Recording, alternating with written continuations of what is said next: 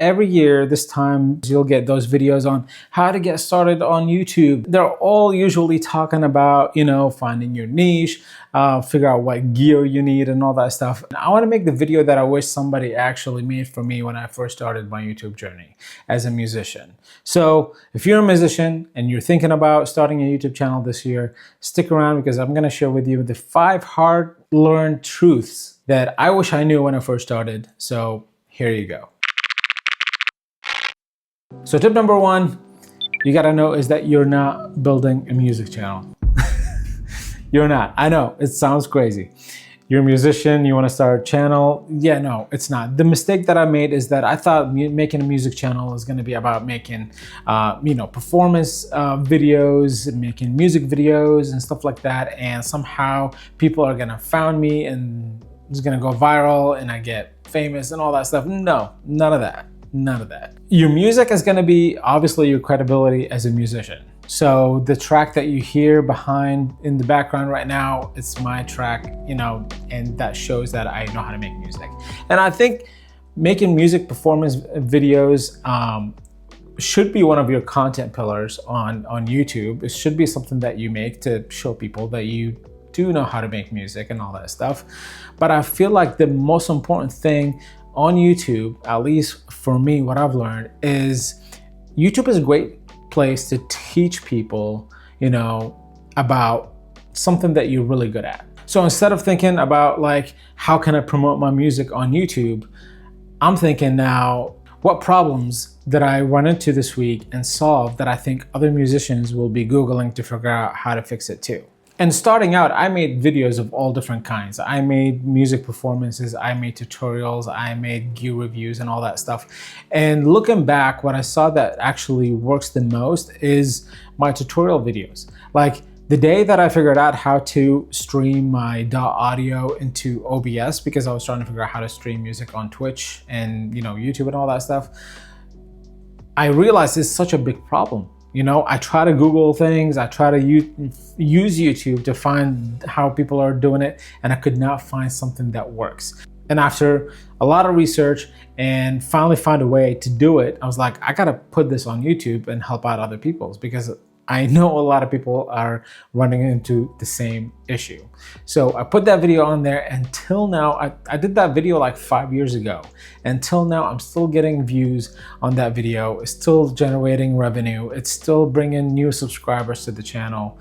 And that's when it clicked for me. I'm like, this is what YouTube is really good at. It's good to learn new things. It's good to teach people how to do things. Like I said, showing off your music, it's still as important. The best thing I could focus on is tutorials and music performances. All right, tip number 2 is about gear.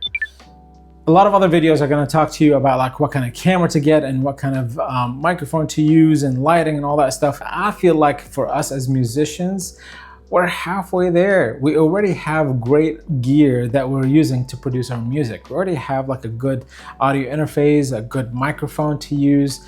And honestly, audio, you will learn, is the most important part of any YouTube video. So you can have the most high definition YouTube video that was shot on a really expensive camera, but if the audio is terrible, nobody's gonna stick around and listen to you and watch that video, right? So we already got the audio, and then as far as the video, use the camera that you already have, your phone, your webcam, whatever it is. So stop researching gear, upgrade as you go, and just hit record.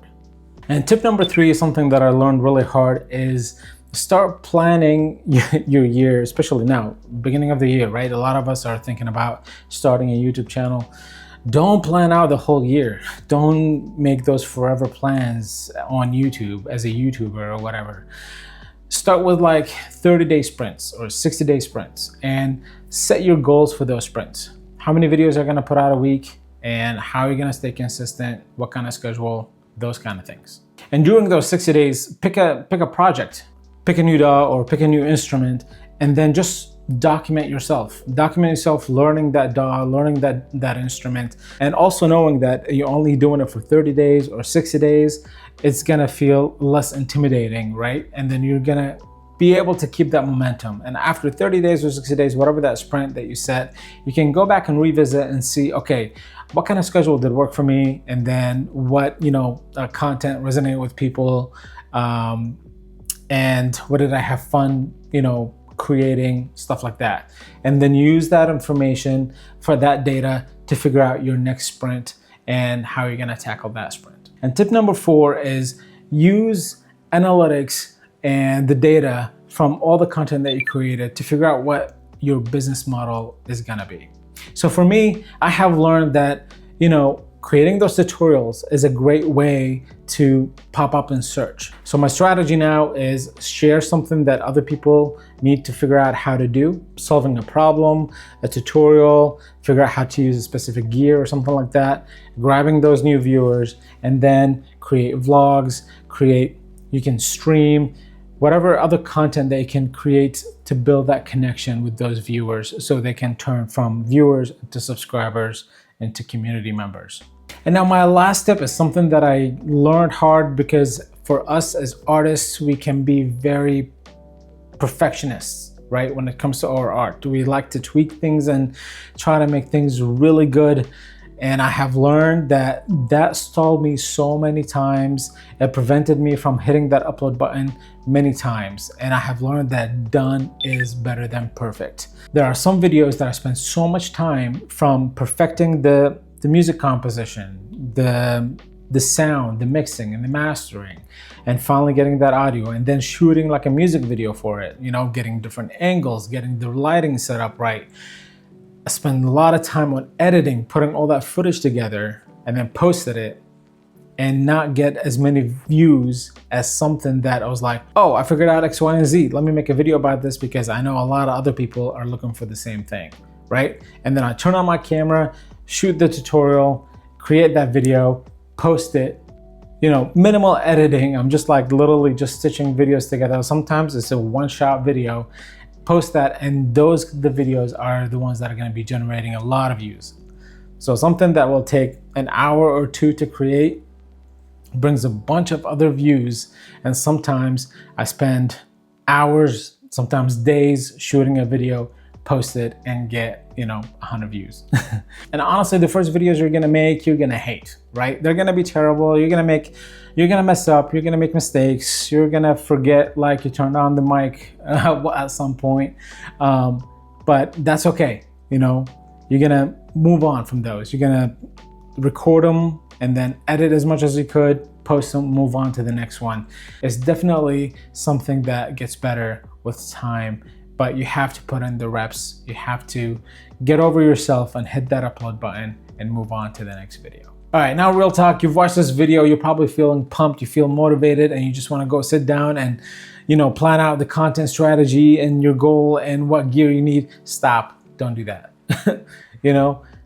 Go back and think about the past week. What is something that you learned while you were making a beat, while you're using your DAW or picked up a new instrument, and make a quick video on whatever you learned and post it, and then move on to the next thing. And that's how you're gonna make it on YouTube. You gotta stop letting perfectionism get in the way, and you gotta keep moving forward. With YouTube, it's a numbers game. You gotta put out more, you gotta keep going, and quality is gonna come with the reps that you put in video after video. If you found this video helpful, please give it a thumbs up. If you're new here, make sure to subscribe, and I'll see you guys on the next video. Peace.